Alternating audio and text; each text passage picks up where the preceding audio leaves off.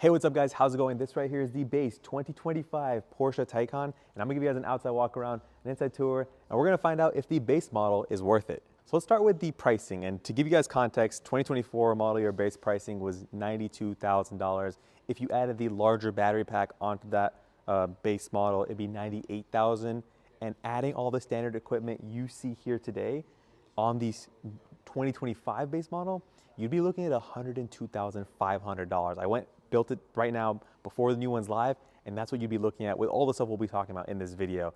And right now, the price is only this much, which is actually a really good deal. I mean, I'll be honest, at the time of filming this, I don't know what that price is, so hopefully it actually ends up being a good deal, right? But let's start with the battery sizing, and they did a lot of changes for the battery for 2025 to improve efficiency as well as range. Initially, the 2024 small battery pack size was around 79 kilowatts, and the usable amount was 71, and that would give you a range for around 266 miles of range using WLTP. The only reason I'm mentioning that, I know the EPA was around 200, which isn't great, but I only have WLTP estimates, and I think we can use that percentage to like kind of extrapolate what we're gonna see in the US when this thing gets there. So the new small battery pack is now 89 kilowatts, and that usable amount is 83.6, which is closer to the amount of usable battery capacity of the previous generation larger battery pack, which is around 83.9, I believe it was, if I'm not mistaken. I'll try to put all the numbers nice and neatly here so you guys can keep track with me at home. But it's pretty impressive that you're saving around 191 pounds from the old big battery to the new small battery and getting the same amount of usable kilowatt hours. That's pretty crazy. Honestly, I'm impressed to see that, which is why the expected range for the new small battery pack is around 366, or around 100 miles basically, improvement in WLTP estimated range. But to put it into percentages, it's around 37% improvement. So take the 200 miles EPA estimated range, take 30% of that, which is what, like, I can't do math, but I'll put it up here. Which, I mean, seeing that from a base model with the base price and all the standard features actually kind of presents itself as a unique value proposition, even though we're talking about, you know, $90,000 and up Porsche Taycan. It is the #1 selling model, is the base model. So let's talk about all the unique features you get on this one and talk about the styling first. So going on to the design here, the biggest update is the LED matrix headlights. New design for 2025. They look really cool. Over here, you do have a nice, unique blue tint to them, but you'll see all like electric graphics that are kind of embedded into those headlight units, which look really cool. Are supposed to improve your visibility in longer distances and at night. You can get a HD LED matrix as an option. It's not standard, which has 32,000 individual pixels that you can control. And it's taking a step back, looking at the overall design. You do have a front fascia refresh, which looks nice, very tasteful for 2025 and very modern. Nice, you know, vents down here, nice little design elements and style lines, and then vents over here that create an air current around these the wheel package. And let's talk standard wheel package here.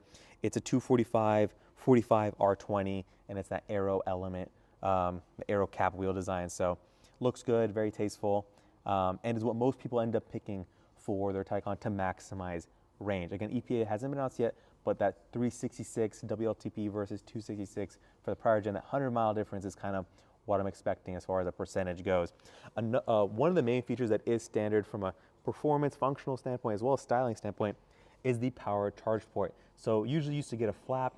Now you get this standard across the model. That was like a $500 option they're giving to you for free, which is really nice to see. Come on the side though, guys. I think from here kind of back, it is very similar. You are able to get soft closing doors, which is nice. It isn't standard though, so in that base price, you wouldn't be expecting that.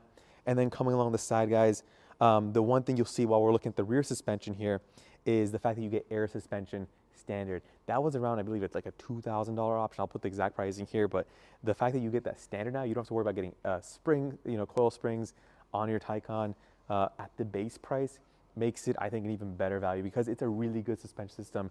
Used to be standard on the nicer Turbo S models. You're getting it here standard. But let's look about the design. Let's continue on here. You get a nice revised light bar. On this one, you don't get the light up Porsche lettering that you'd get on the nicer models. That is an option. I wish it was here standard. Unfortunately, it isn't. But that's the main rear design. You know, taking a step back, it's not really too significant compared to 2024.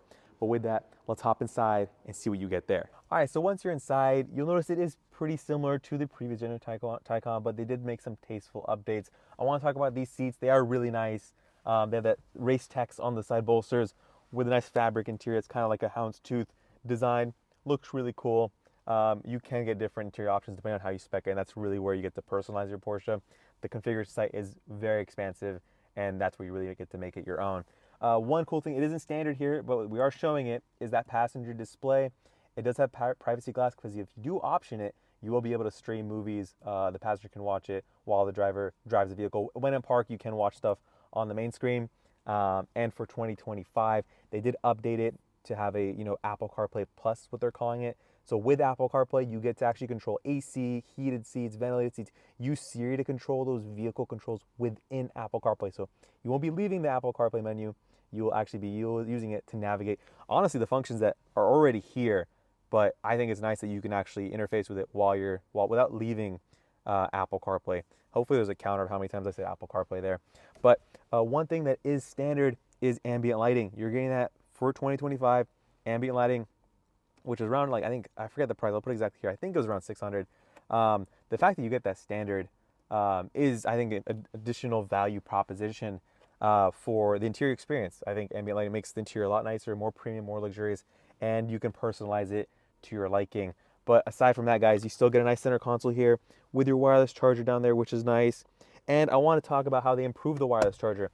It is, instead of a 5 watt or kilowatt charger, I forget the exact, it's now 15 kilowatts. I don't know why I'm tripping on the units, but that's closer to fast charging, and they have cooling, so it'll keep your phone cool, so when you pick it up, it's not scorching hot, which is super nice. And with that, let's hop onto the driver's side and see what you get from my perspective. All right, so starting with the steering wheel here, you get a nice, this one has a nice race tech steering wheel with your Porsche crest, and then the drive mode selector. This one doesn't have push to pass. That's on the larger battery pack. But let's talk about drive modes here. In sport mode, you'll be getting a 0 to 60 time of 4.8 seconds. That's a big improvement over the previous 2024 model year, which is really nice that we're getting additional performance. And speaking of performance, this is expected to have 402 horsepower, which is an improvement over the previous model year. Continuing on to the kind of the driver experience and what we get to see, you get the continued, curved display system, which is nice. There's no hood on it. It makes it look very modern, very sleek. The graphics and the animations have been improved for 2025, which is nice to see, but you still got all your, your data, your range estimates, all that stuff.